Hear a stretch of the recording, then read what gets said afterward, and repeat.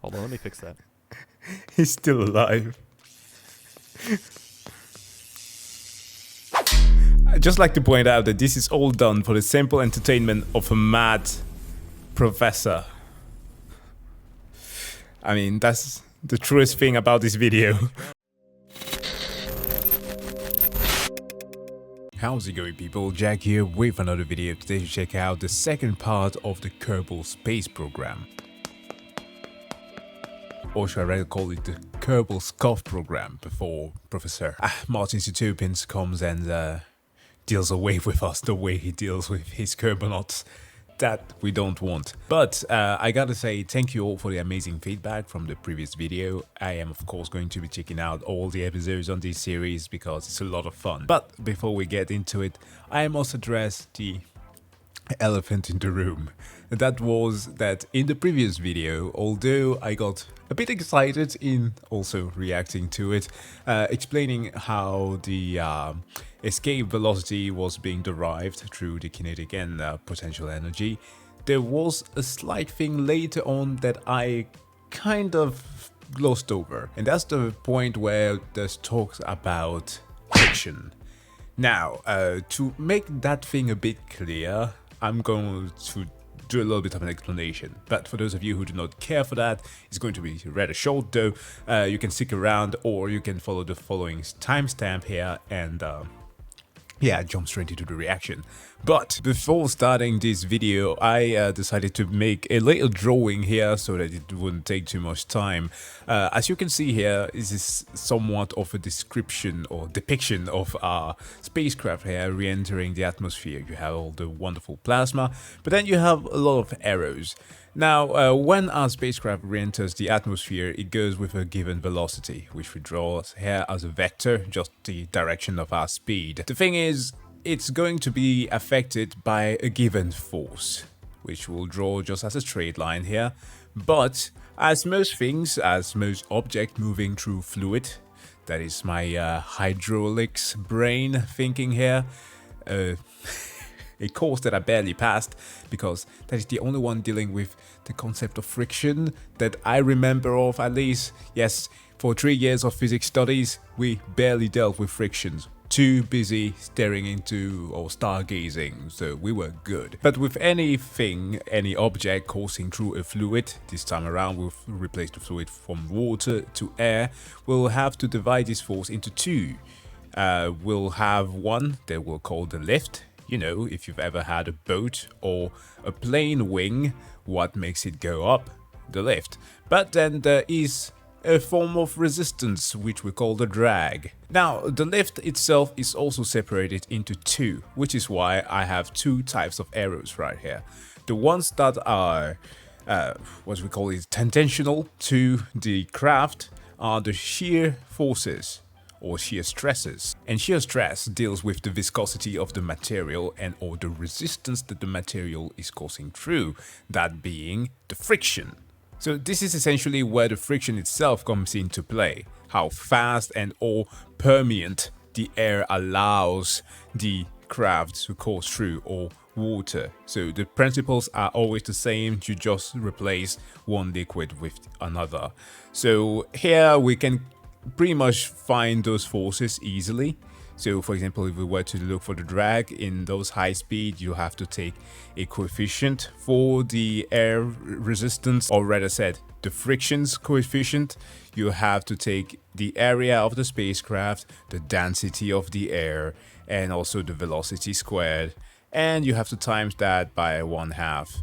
And that's because it's very analogous to our kinetic energy.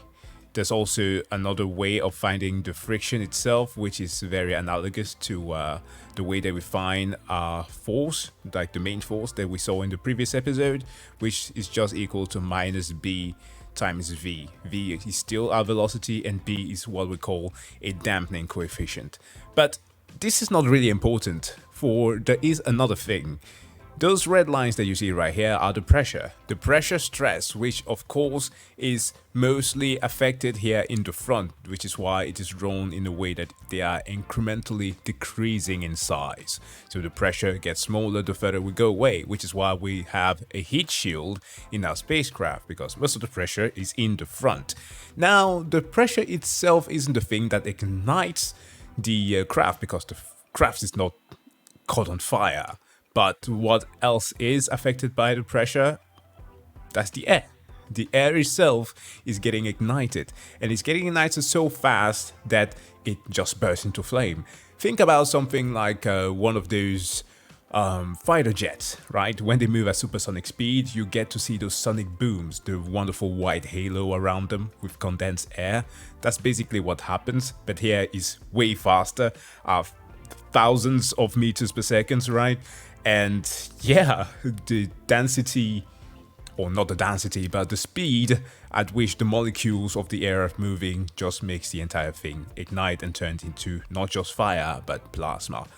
That is pretty much what was kind of a miss from last time. So yes, friction has something to do here, but it's not the whole thing. Pressure of the air pressure condensing pretty fast is the main answer. But that said though, let us jump into the video.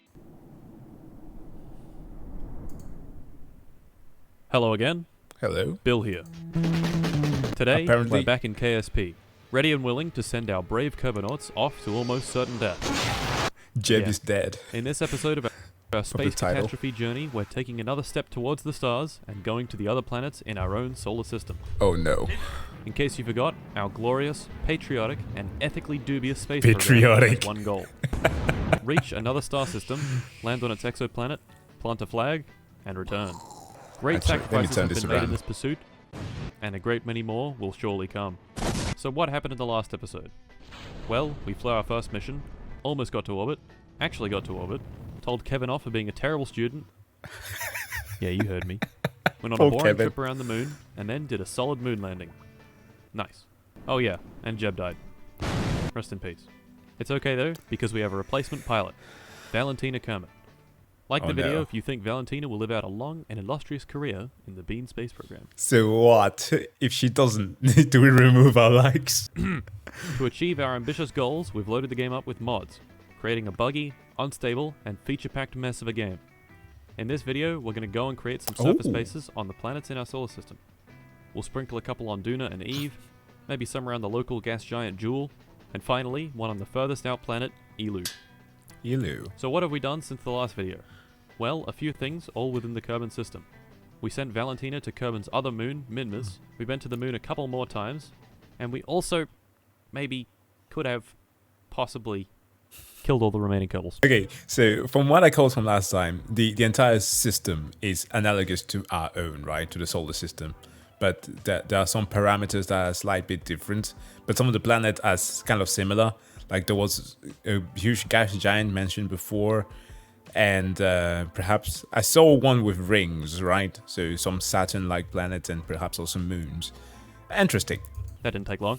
Valentina died in a tragic time acceleration accident while trying to get back into her capsule on the moon. Yikes. Bob also died in a tragic time acceleration accident while trying to land on the moon. Uh-oh. Oh! My fuck! And Bill died after taking this terrible affront to God for a high-speed test drive. You don't say. Oh. So no more Jeb, Val, Bob, or Bill. The entire Kerman family. Instead, we have recruited Urk and Elza Kerman. They've so far flown a few missions each, and not died in the process. Yeah. Yet. Anyway, let us continue.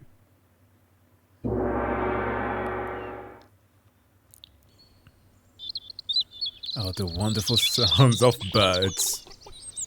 Oh, chickens as well.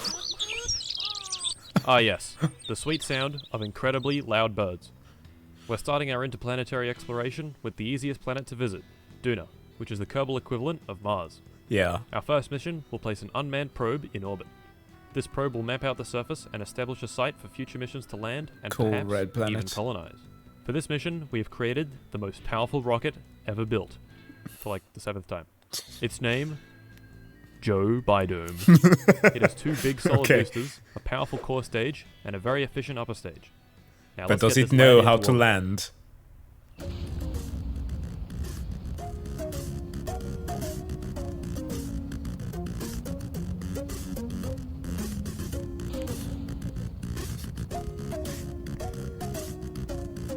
I want to see an evil version of it. Dark Bidome.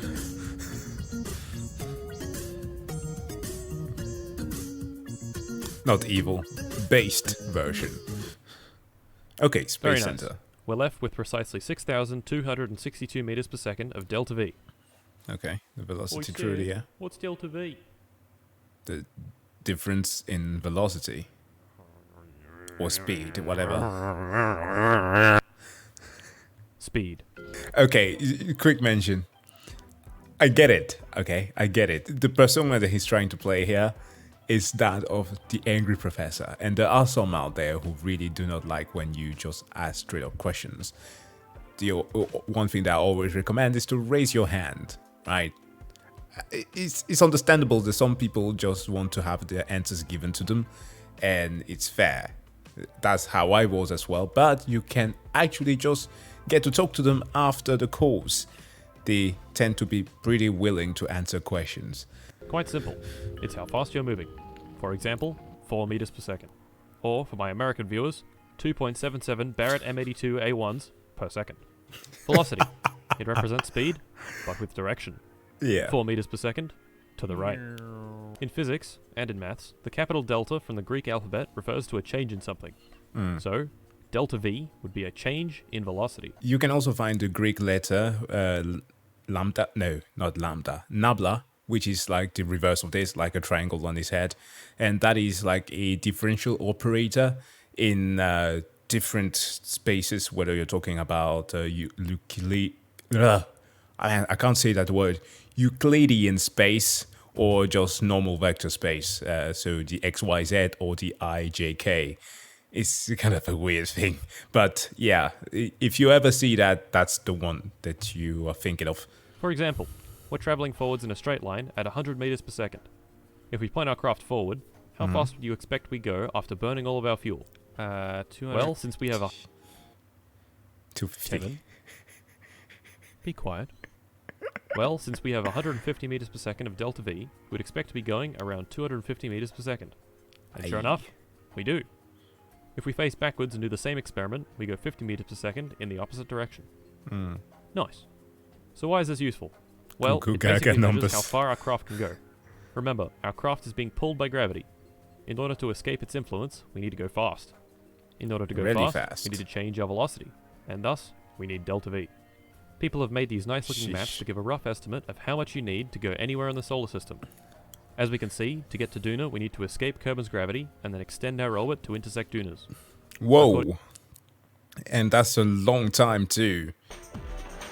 Joe Bidome. I want to see that, like...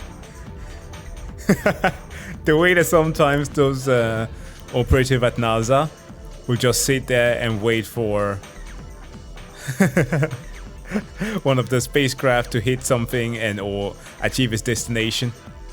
And see, yeah, so we are waiting here very, very diligently for the Joe Bidome space mission to fulfill. To get our desired trajectory, we carefully plot out a course to a nice low orbit that is highly inclined. However, on the way there, I do this. Oh! What happened here is my incredibly fat, sausage-like fingers mashed the time accelerate button and shot me straight past Juno. He spaced out. Are you nice.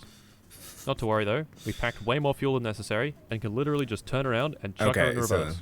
To prevent shooting past again, we point backwards at the closest approach and slow down until we get a nice circular orbit. And there we have it. We're in orbit and mapping the surface of our first planet. Nice. On to...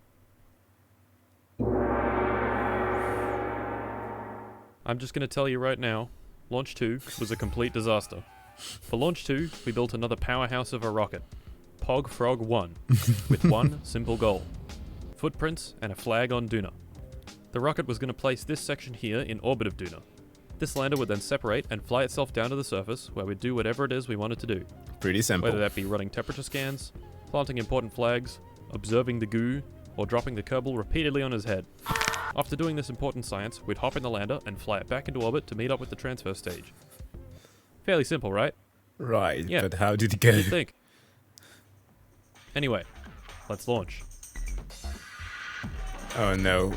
Okay, nothing explodes so far.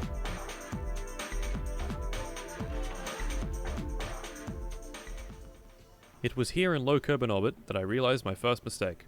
Luckily, it was fairly inconsequential. Instead of a scientist, the game had placed an engineer into the rocket, meaning we had to launch a quick ship to swap out.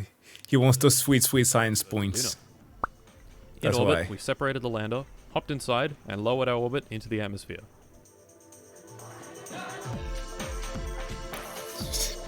Ricardo Milos in the background. Sheesh. Rest in peace.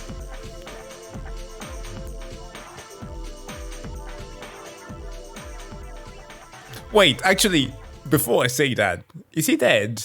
I've heard rumors. Nope. He's not. Look at me spreading misinformation. Good thing that I corrected myself. He's still very much alive. I apologize. And there we have it. Urk hopped out and planted our first interplanetary flag.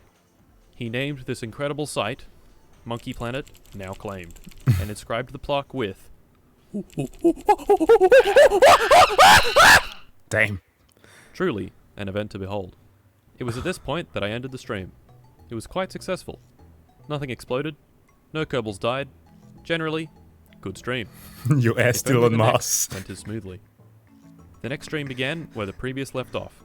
We just landed and collected some sweet science. Oh no, he's gonna Now, get stuck in KSP, there. you can quite easily rack up huge amounts of science by visiting different biomes. And this is what I planned to do first thing this stream. Lucky But for us, there was a different biome quite close to our landing site. So I decided to go and visit. And then, this happened. oh no. Well, fuck. Who would have thought? No way to get back into orbit, no way to meet up with the transfer stage, and no way to get back home. Poor Urk was stranded. So, we immediately got to work on Joe Biden too. This was actually quite easy to design, because we'd already done it. Introducing PogFrog 1.5. Ah, Thank you, wow. thank you, thank you. So innovative. All we had to do was remove the science experiments, most of the transfer stage, add an antenna, and we were ready for launch. So, we launched. However, on the way up to orbit, this happened. Oh no, defective. The engine is gone. Yes, that is in fact where the engine is supposed to be. Despite this minor readjustment, we pressed on with the upper stage and made it into orbit. In orbit, we opened up the solar panels and set an alarm for Duna's transfer window, which was going to be in around 150 days, meaning Urk had to entertain himself on Duna's surface for over half a year. For Urk. Poor Urk. Oh my We still god. intercept time acceleration to we soon. Oi, got to the transfer window. Oi! Just wondering what a transfer window is? I just realized Martin is Australian. I needed that. I needed the oi. Just to have that confirmed. It's like how sometimes people ask me, or at least say that they can't pinpoint where my accent is from. So yeah, similarly, I was trying to do the same with him, but I know now. Breathe, breathe. Nah, that's it. I've had enough. Don't need to become a psycho. Oh. Well, I didn't realize that they went to sky high. Entire damn school is in space. Anyway, class, you may be wondering what a transfer window is. Oh yeah, that's what I wanted to know. Today, we're learning some more basic orbital mechanics. So, Oh, Kevin. here I am, in orbit, at 75 kilometers in altitude, only Yeah. just above Kerbal's atmosphere. Here is Jim. Say hi, Jim. He's orbiting at 150 kilometers in altitude. Which one do you expect orbits Kerbal faster? Martino. You said Jim? You're wrong. And you should feel bad. I orbit faster. But why? Okay, pretty simple. Either you just take it from this side of geometry. The circumference is shorter, so obviously it gets there faster. But also there's the fact that the gravitational pull is greater on Martino's end. Think about the ballerina and or the ice skater example. That's usually one that will occur a lot of times in physics books. It's perfect. I like that a lot. Like when somebody in ice skates is doing like spinning around, usually what you will see is that when their arms are further away from their body, they're spinning slower. The closer it gets, the faster they go. Same thing applies for our solar system. Planets that are closer to the sun, regardless of how massive they are, like freaking Mercury, are going to be moving a lot faster. Which is kind of funny because Mercury also is like the name of one of the speedsters in the Flash family. Anyways, I hope you get the point. Well, firstly, if you cast your mind back to circle geometry, this circumference is smaller than this one, so there's less overall distance to travel. On top of this, my craft is experiencing stronger gravity because it's closer to Kerbal. Stronger gravity means we need more force in the opposite direction to cancel it out, which means we need to go faster. Hence, our speed is higher, and our distance is shorter, making each orbit much faster than Jim's. This demonstration also applies to planets. Kerbal is closer to the Sun than Duna, and thus orbits faster. Sometimes they're close together, sometimes they're far apart. Now we would like to travel between them. Lucky for us, there's a time when they line up just right and a craft can travel between them very easily for relatively low fuel. The transfer window. It's called a transfer window. The downside, of course, is you have to wait for it. Bringing us back to Pogfrog 1.5, sitting in orbit of Kerbal waiting for the optimal transfer window. And would you look at that, it looks like we're ready to go.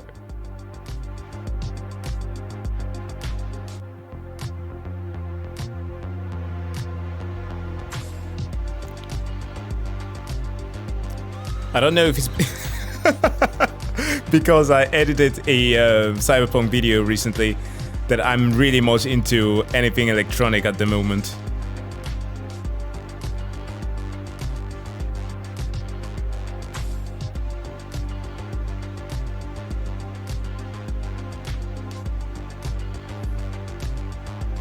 Oh, the resolution is low, that's why. Christ. That's better. Now, we have a slight problem. Our lander is quite low on fuel, and our Kerbal is about 19 kilometers away. Quite close to a half marathon distance. So long. So, we better start waddling. Poor guy.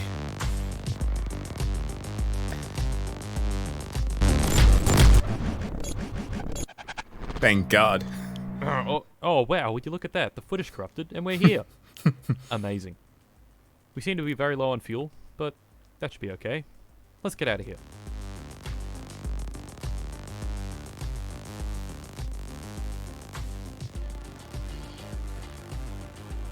Okay, we're zooming out. What's happening? Where's Kevin? Oh, there. Oh, what the fuck? Hold on, let me fix that. He's still alive. I'd just like to point out that this is all done for the simple entertainment of a mad professor. I mean, that's the truest thing about this video. Nice round orbit created by our large amounts of fuel and delta V that we absolutely had on our rocket without question. No questions. Only problem here is we seem to have run out of fuel, and we need to meet up with the transfer stage in orbit. But we can't, because there's no fuel. So Urk is stranded again. I think you know what this means. Shit. Another rocket. This mission is even simpler than the last one. Because Urk is no longer on the surface of Duna, Don't need to land. we don't need to include a lander. Instead, Yeah. we can simply include a small orbital vehicle for Urk to use to reunite him with the transfer stage. Unfortunately for Urk, although this rocket is on the pad and ready to go, he'll still need to wait another 150 days for the transfer window and another 100 for the transfer itself. Sheesh, even Sandra Bullock in the movie Gravity wouldn't want to live that long. It's a great thing that Kerbals don't need to eat, sleep, or drink. Poor Urk. Sheesh. And this is like one family. Oh, are they all called Kermans? I suppose they are. And we're here. Urk, however, doesn't have any fuel in his EVA pack, which means we need to move the rocket just right in order for him to grab onto the ladder. And there we go. We get in, meet up with the transfer stage, get inside, wait for the Duna to Kerbal transfer window, transfer back to Kerbal, ditch the engine and tank, re-enter Kerbal's atmosphere, open up the parachute, land, and recover the vessel. Yay! So finally, after several years in space, Herc is home. And unharmed. So we'll give him a one-day break, and then send him back out. Oh, that sucks. So, after a long and tedious design... Okay, let me let him back in. Wow, that After Effects.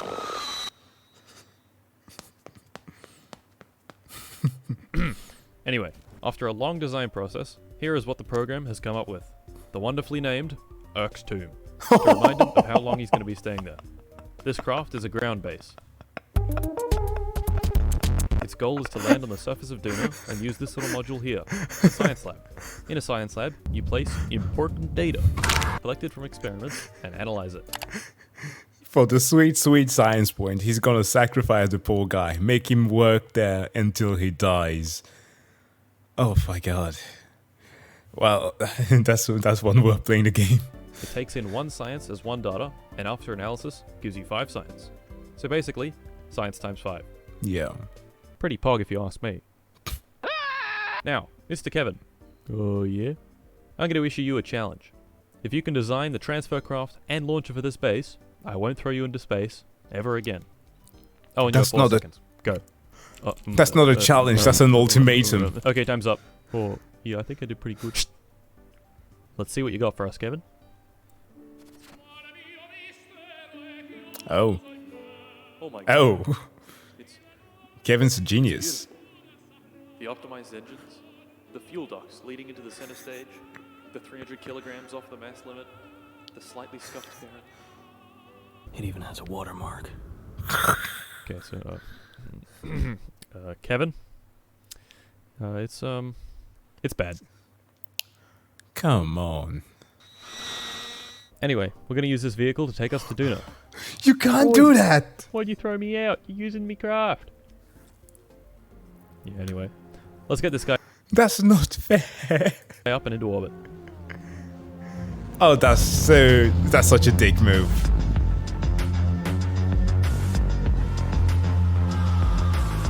So non-pog. But what's pog is this music right here.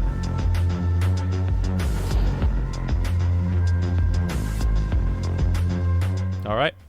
I think you know the drill by now.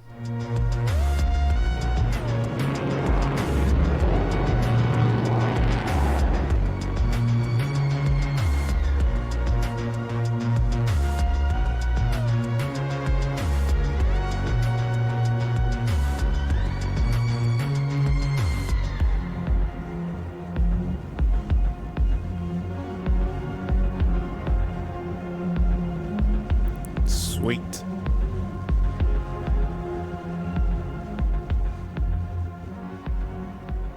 Perfect. Oh! For the final time, Urk has touched down on Duna.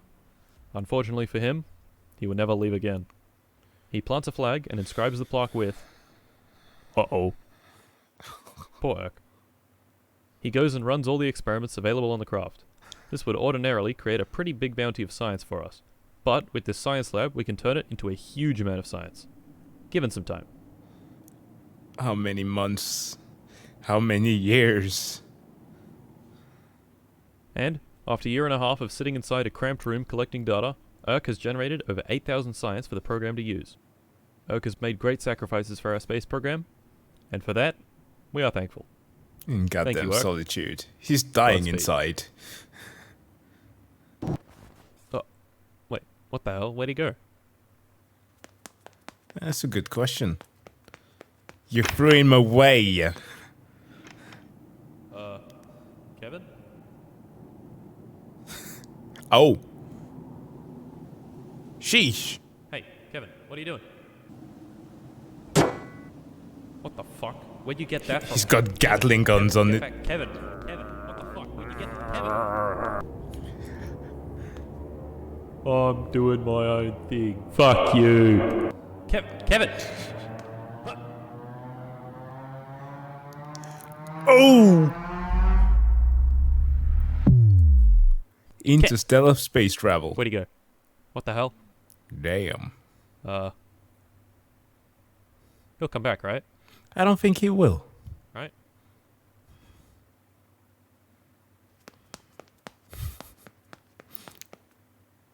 Well,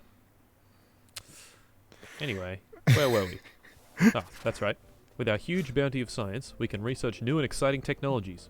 Better heat shields, more efficient engines, and special nuclear reactors are all available to us now. Very good. I think this means we should start building... I mean, it's not really surprising. If he was able to make an entire spaceship in 4 seconds, then imagine what he could do with a minute or so. So, we've conquered Duna. Some probes, a landing, and a base. Now let's move closer to the sun, to the purple boy.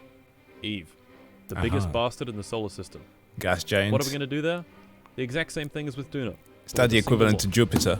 We're going to send a relay probe and a base. No lander this time around, because leaving Eve is reserved for people that have gained access to their entire nervous system. So why is Eve a total bitch to leave? 3 things. Its very dense atmosphere, general girthiness, and high gravity. At sea level, the atmosphere is so dense that some engines simply don't work at all. Whoa! The other reason is that to orbit Eve, you need to be going at around 3,000 meters per second, which is pretty quick. Yeah. So no leaving for us. Or at least our Kerbals. On this one-way trip to the purple hellscape, we have recruited our man, our boy, our hero, Obson Kerman. Obson Kerman. He'll be seated in the craft science lab for the remainder of his life. Poor Obson. Anyway, you know the drill? Let's get to Eve.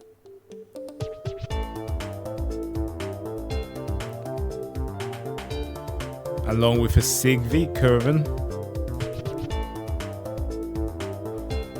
Will they make it alive?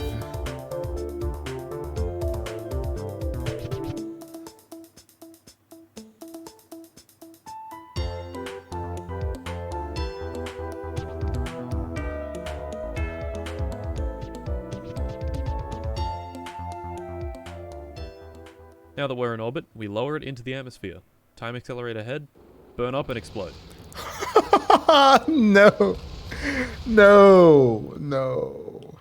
God damn it. Just kidding, I'm a professional, and this is definitely something I would never do.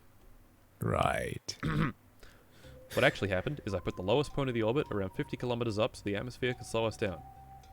Wow, would you look at that? It's getting hot. Here we go. Must be all that friction, right?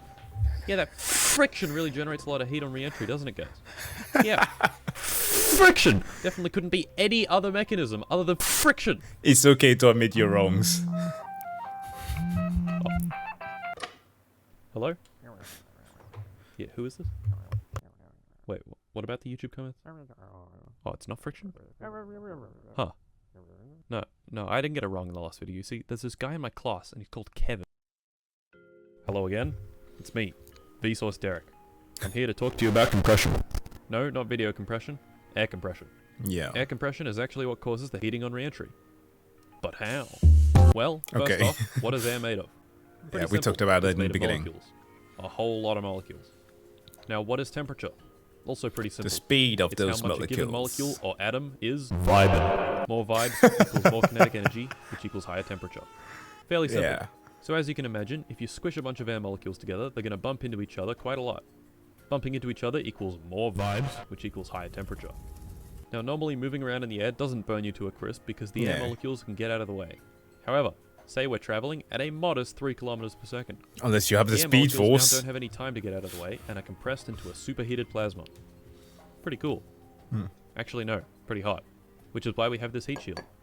Anyway, we don't burn up in the atmosphere, deploy the chutes, jettison the heat shield, deploy the legs, and touch down on the surface of Eve.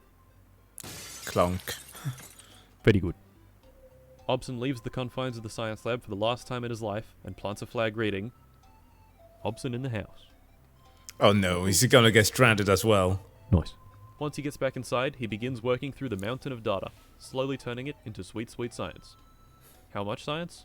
Well, after 3.5 years, he manages to acquire 25,000 science points. Well done, Obson. Good job. 3.5 years. Like the last time, we use the science to unlock more parts, and then we go out again. So, there we go.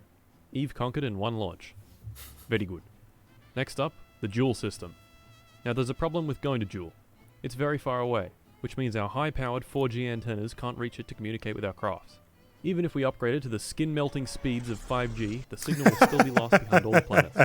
The solution? A relay satellite network in The orbit of 5G Joule. towers! Like real 5G, our satellites are short range. So how do we solve this problem? More satellites. More satellites. Behold, the great and powerful Telstra Incorporated 5G tower dispenser. The most Jesus. powerful rocket ever built. 16 satellites per layer, 2 layers per hex section, 3 hex sections. That's In total, 90... 96 satellites in a single launch. Sheesh! Very nice. 5G coverage, here we come.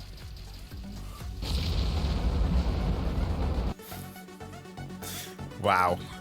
That is space littering. Let's Game It Out is littering in the ocean. Martincitopants is littering in space.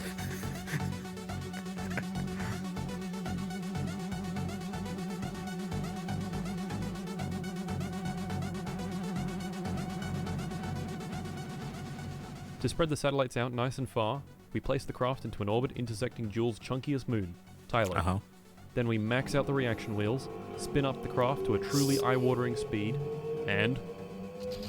Spin to win, kids.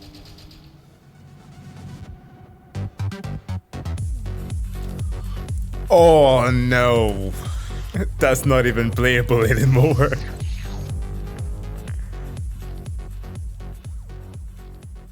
Well, no dropping And in there we signal go. anymore. We've rendered the map completely unusable, but we've also placed probes absolutely everywhere. I see this as a complete win. Now I know I said I'd do an ELU base this episode, but I can't be asked. Once again, Oh. you'll have to wait for episode 3. Ah. I'll tell you when the next one comes out, but only if Okay. you subscribe. This is not optional. Well, it's done. Oh, and also follow my Twitter to gain deep insights into the human experience. Joe Biden. This is also not optional. And while you're at it, like the video. Come on. Oh, where did the third arm Being come real for a from? minute, I haven't really acknowledged that I have in fact grown a whole lot. Wow. Thank you all for 150,000 subscribers. If you have a 1080p monitor, this is what 150,000 pixels looks like. Each pixel in this yellow square is one of you. Pog. Unless you Truly unsubscribe. did. Not Pog. Speaking of Grow not a lot, Pog, huh? I've ordered a bunch of new PC bits, but they're all out of stock. Hopefully once they all arrive, the videos can be 60 FPS at 1440p, which would be pretty cool. In Anyway, stock. lawyers, Merry Christmas, Happy Holidays, and adios. Oh. Our good old boy Kevin. I suppose that he's going to be... Well, I wouldn't... Sorry. I wouldn't want to call him the antagonist of this series because he's a good guy.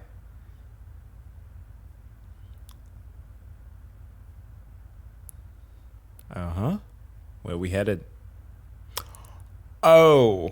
Well, of course he's gonna make it there first. Nice. And that was Kerbal.